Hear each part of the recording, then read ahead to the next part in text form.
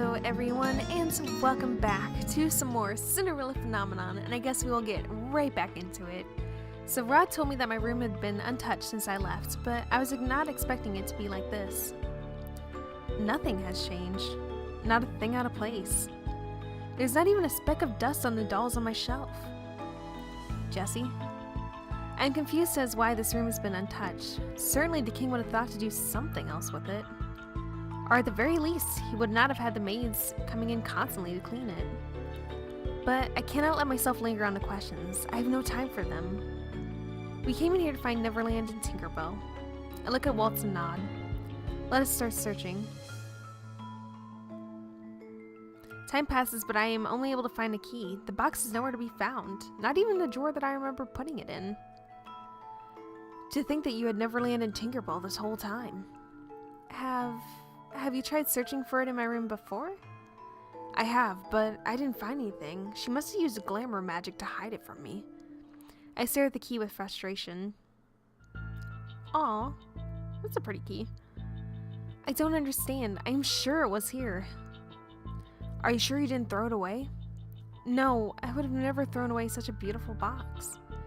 Besides, I keep most of my things. They're all valuable to me, even if they're not outwardly beautiful. I wouldn't have believed you if I hadn't seen this. He leans down to pluck a puppet from one of my drawers.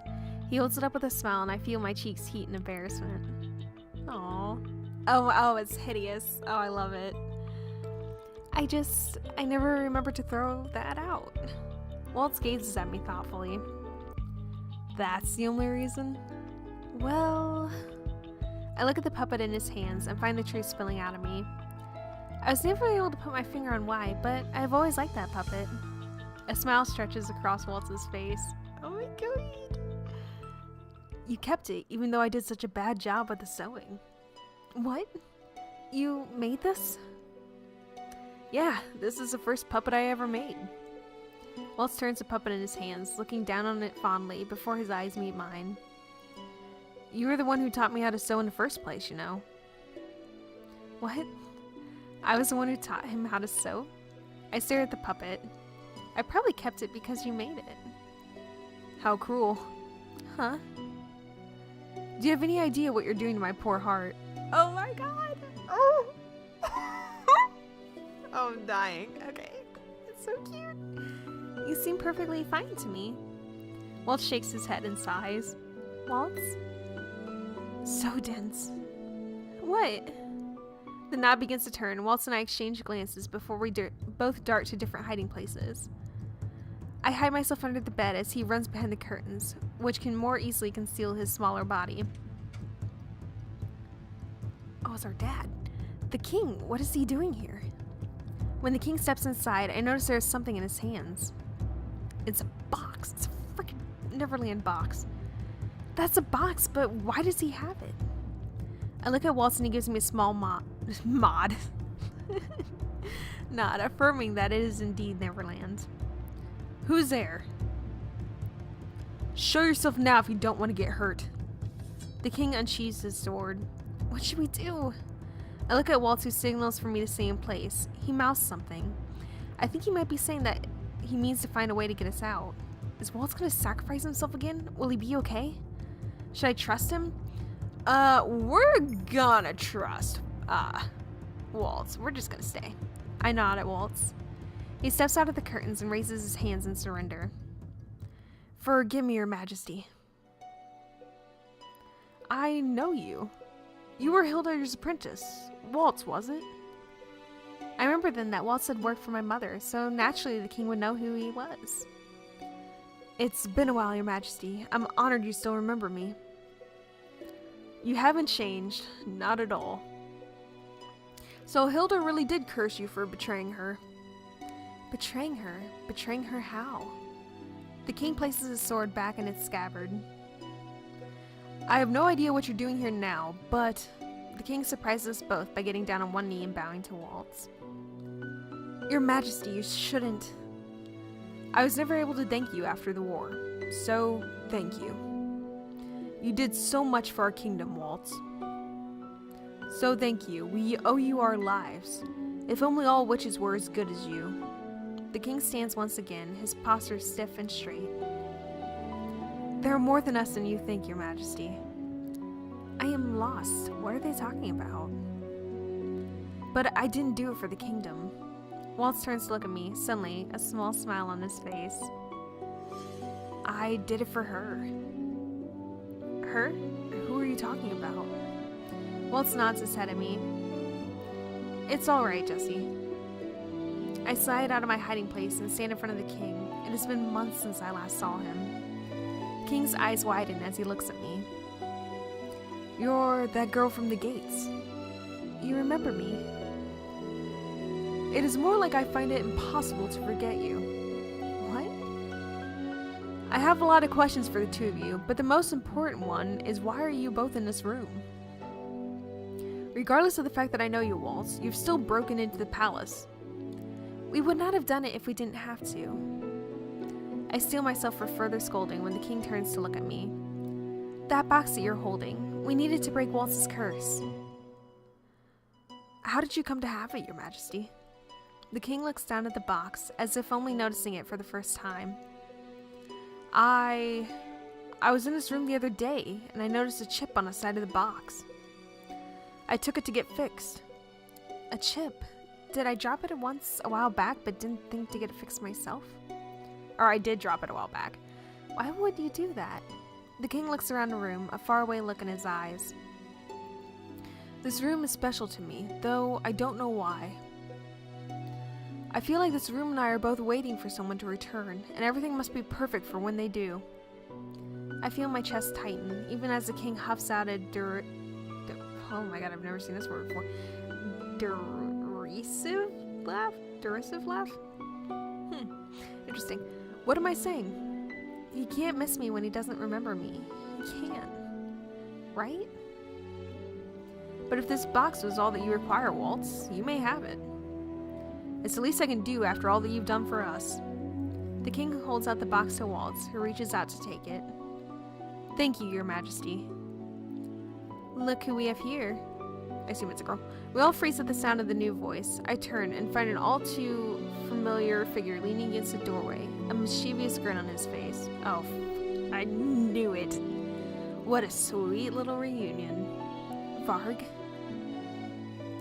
I freaking hate Varg. Like, son of a gun.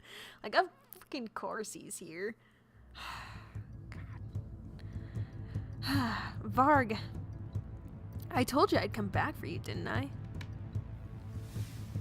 Varg taps his cane on the floor, creating a shockwave of powerful energy that blasts us all across the room. The impact of the magic forces me against a wall. I collapse to my knees, pain throbbing in my head.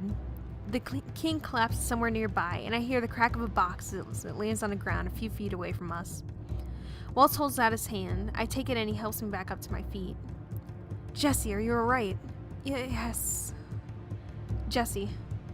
The king looks at me quizzically, but his gaze does not linger. He looks towards Varg, his eyes narrowed. Did the king remember who I was? Your majesty, are you hurt? The king shakes his head at Waltz before turning his attention to Varg, his eyebrows furrowed. Who is this man? Your majesty, this person is working for the wicked witches. What? Wait, what happened to Jurian and Garland? They were just outside the door. What did you do to them? Varg cocks his head to the side. Who? The guards just outside this door. I'm sure they must have hid themselves when they saw the king coming to this room, but they should have been able to see Varg coming. Guards? I'm afraid I don't know what you're talking about, princess. Varg seems like he is telling the truth, but I cannot trust him. Please, let them be safe. I see Neverland a few feet from us. I can try to grab it, but Varg will probably throw out my attempts with magic. I have to wait for an opening. I'll distract him. While I do that, both of you need to run. What? I eye Varg. He looks at the three of us with his lips slightly quirked, as if he is amused. This isn't the time to argue with me, Jesse.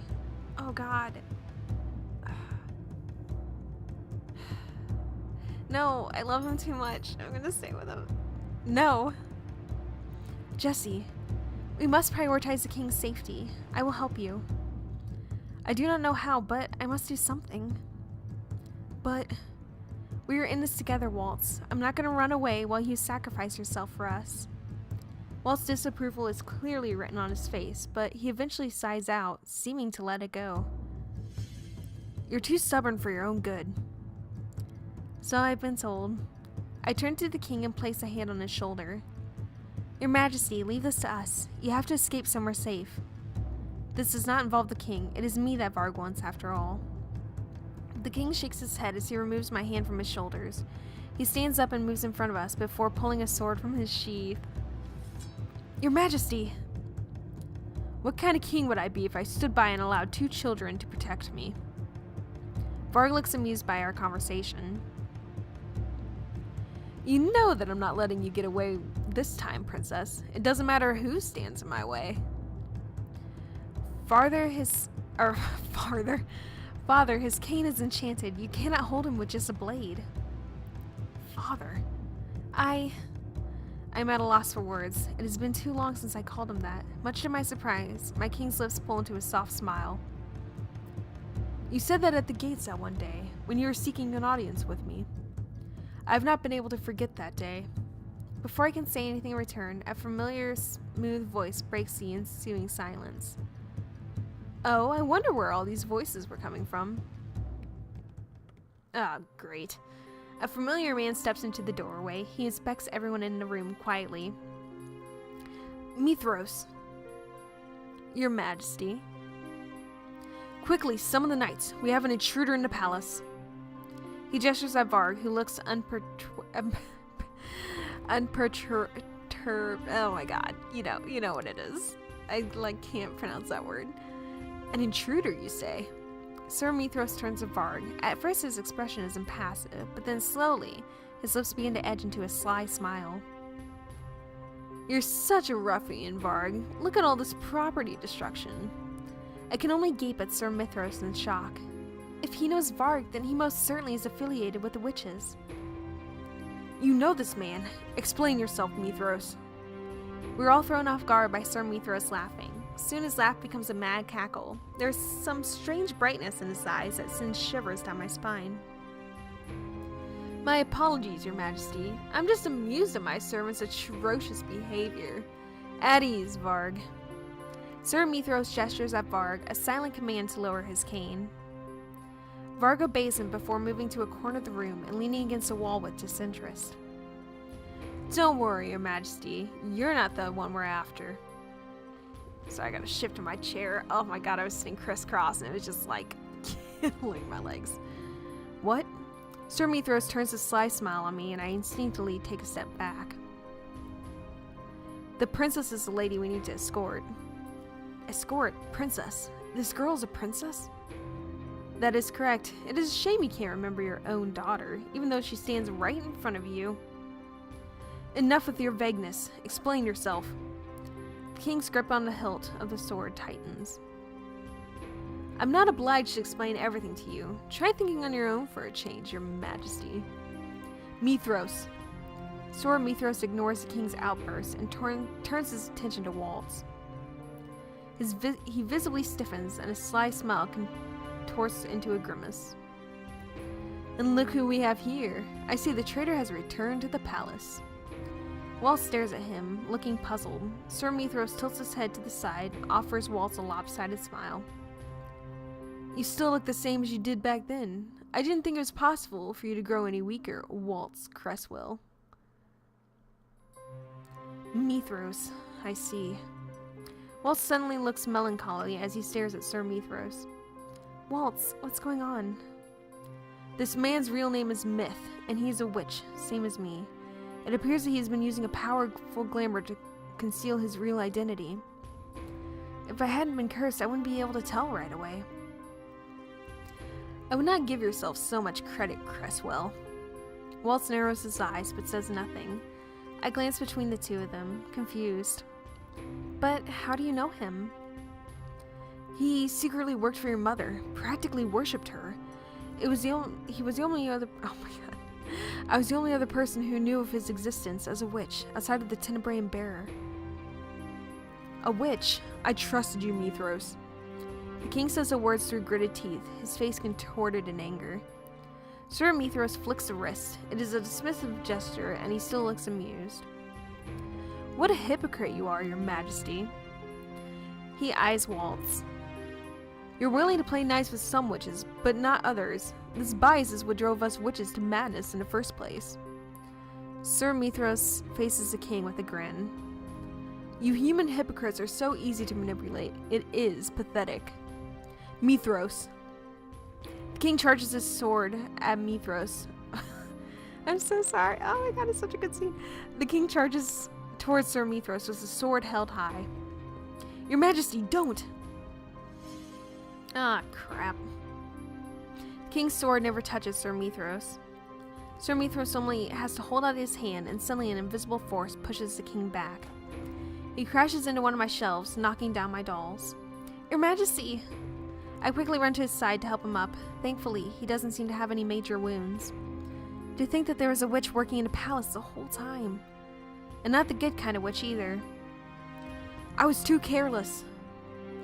Rejoice, Your Majesty. I still have more surprises for you. And I guess we will find out what those surprises entail in the next episode tomorrow. So sorry to leave you guys on a cliffhanger, but you know I love to do this.